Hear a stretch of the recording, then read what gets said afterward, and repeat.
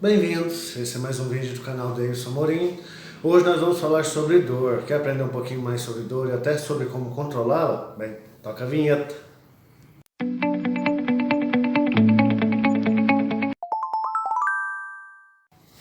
Ok, gente, vamos falar um pouquinho sobre dor.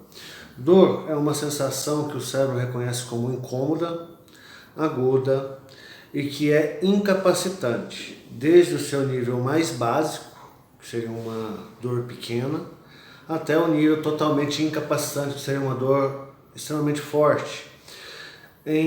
Quando a gente fala de classificação de risco, lá até pelo protocolo de Manchester, nós falamos de escala de dor. Esse é um exemplo que eu dou.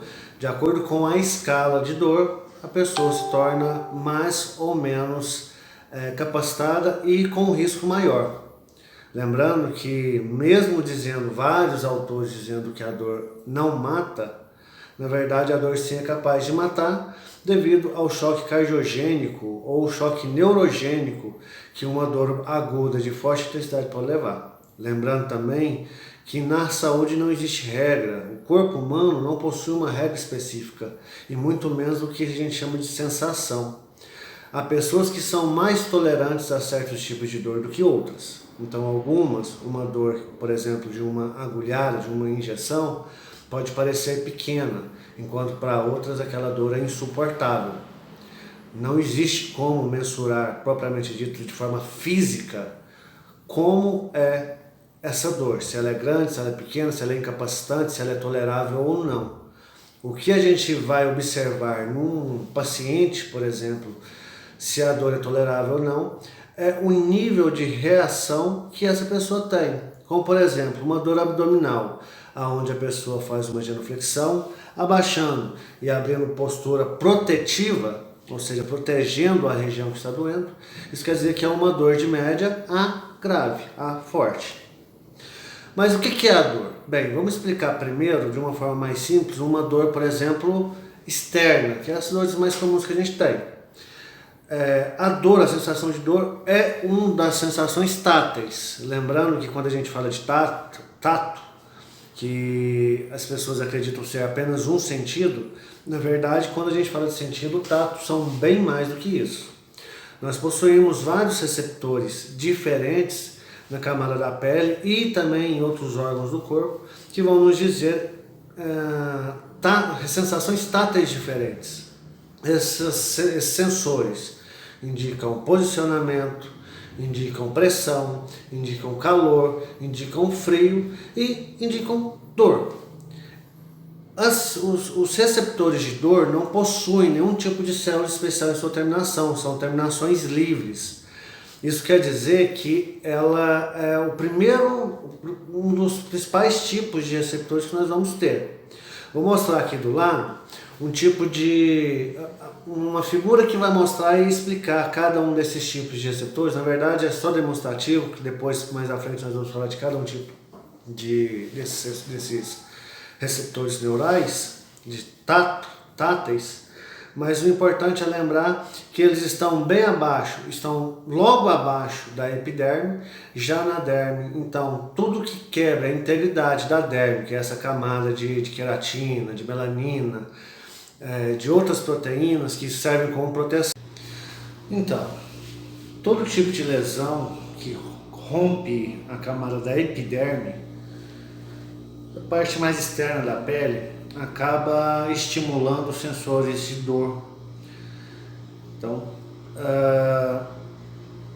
um esfolado, por exemplo, quando acontece, dói mais do que uma lesão profunda. Por quê? Porque no caso de um esfolado, há o rompimento de uma grande parte da derme, da epiderme.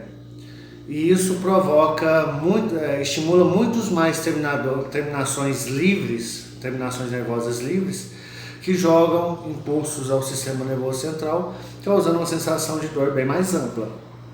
Ao passo que uma lesão mais profunda, que acaba comprometendo a integridade da membrana celular dos neurônios, vai um neurônio aqui do lado para vocês entenderem que ele faz parte de um corpo celular, e vai um axônio comprido que é corrompido e aquilo mata o neurônio. Então a sensação de dor, o estímulo de dor, que é bioquímico, não vai ao cérebro, por isso a dor é menor quando a lesão é maior. Isso eu acho que a maioria das pessoas já perceberam. Uma queimadura ou um ralado, por assim dizer, uma escoriação mais longa, que afeta uma parte maior do tegumento, da epiderme, acaba causando mais dor. A dor também é perceptível no processo inflamatório, ao contrário do que muitos pensam. Nem sempre a inflamação tem a ver com infecção. A infecção é a entrada da bactéria, de um corpo estranho, de uma bactéria, de um vírus, e esse processo inflamatório relacionado vem devido à invasão, é uma resposta imune. Mas um trauma local, muscular, também acaba provocando um processo inflamatório. O que é o processo inflamatório? É quando há dor, calor, rubor e edema. O que é o calor? É o aumento da temperatura em determinado local. Para que isso? Para que corpos estranhos, bactérias, seres estranhos, micro-organismos estranhos, possam ser detidos pelo calor ali. É uma defesa do corpo. Um processo inflamatório faz parte da defesa. O edema. Há um aumento de líquidos no meio extracelular ou intracelular, entre as células é extracelular, no terceiro meio, que provoca o inchaço. O inchaço a gente chama de edema. E o rubor, a vermelhidão, é em decorrência a esse extravasamento de líquidos ali no terceiro meio. Tudo isso é para bloquear a invasão de corpos de micro-organismos naquele local. E a dor, para que serve a dor? A dor é uma resposta gerada pelo sistema nervoso para que nós possamos identificar aonde está o problema.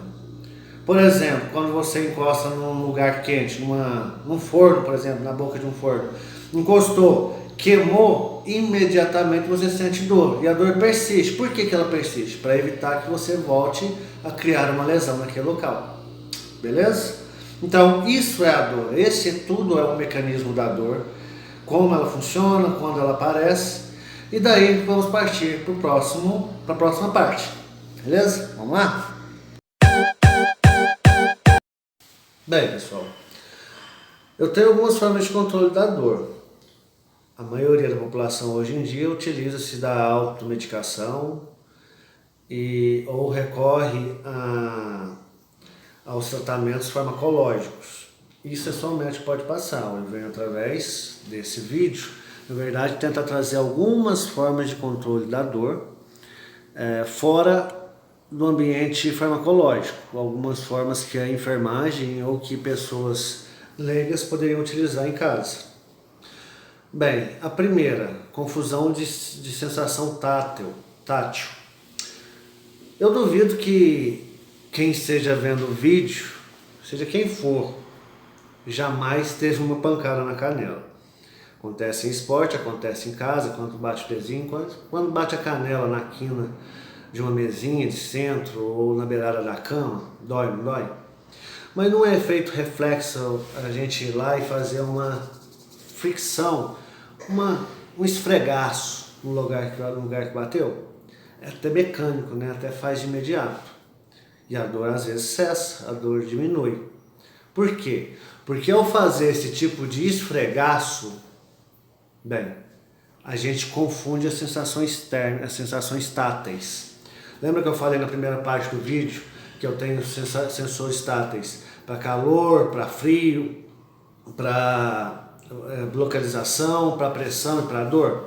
Quando eu faço isso, assim como todas as células que são destinadas àquela atividade só executam aquela atividade, eu tenho de pensar o seguinte, um exemplo, se eu fazer uma pressão sobre o globo ocular, eu vou ver clarões, porque as células que estão no olho servem apenas para ver, identificar a luz. Se eu estimulo ela mecanicamente, ela vai me dar luz. Então eu estimulei todos esses sensores e o cérebro, ao receber todas essas informações, se confunde e por isso a dor cessa. Então, uma das formas de minimizar a dor sobre um trauma, sobre um lugar, é fazer esse tipo de esfregaço. Um exemplo também, por exemplo, uma pessoa ter um esfolado, não vou lavar porque quando vai água dói, só que vai lá a água, começa a esfregar, a dor parece ter diminuído. Então até o momento de lavar com certa calma, fazer um esfregaço leve sobre o local da lesão ou do trauma, vai diminuir. Outra coisa que a gente pode utilizar são as bolsas de água fria ou quente. É bem complicado quando é que eu vou dizer se vou utilizar frio ou quente. Se for no caso de fratura, eu não aconselho o uso. Se percebeu que existe a possibilidade de ter uma fratura perante o trauma, o ideal é estabilizar o órgão, porque se você, por exemplo, quebrou um braço, simplesmente você estabilizar, colocar ele plano, junto ao abdômen, no caso do braço, ou colocar o membro reto sobre uma plataforma, já vai diminuir a dor. Mas se for um trauma mais muscular, que causa a dor, calor, rubor edema, que é processo inflamatório, ou hematoma, o frio pode ser utilizado, porque ao combater o calor, eu vou manter vasos constrangidos, também vou evitar o edema, vou evitar também o rubor, o vermelhidão, porque esse se trata de líquido aumentando no terceiro mês.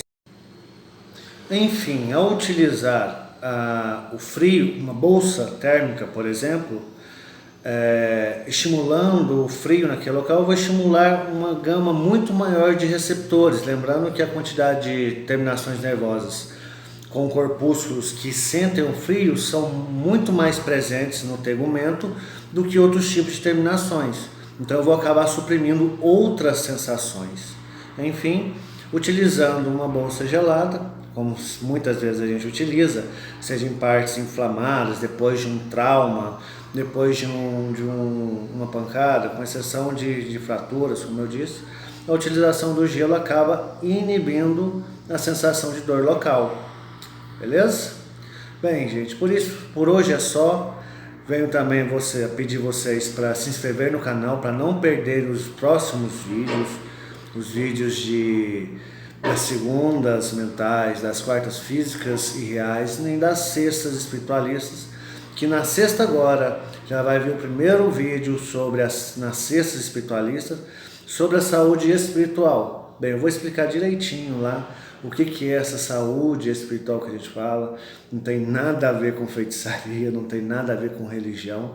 Na verdade, a gente vai sim falar de religião, mas a gente vai entender o que é a saúde espiritual de fato.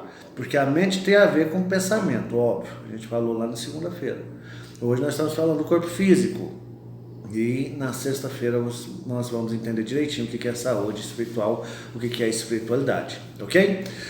Compartilhem esse vídeo com os amigos, curtam ou descurtam, eu preciso saber se vocês gostaram ou não, para que eu possa melhorar o canal. Comentem aí também o que vocês gostaram, comentem o que deve ser mudado, ok?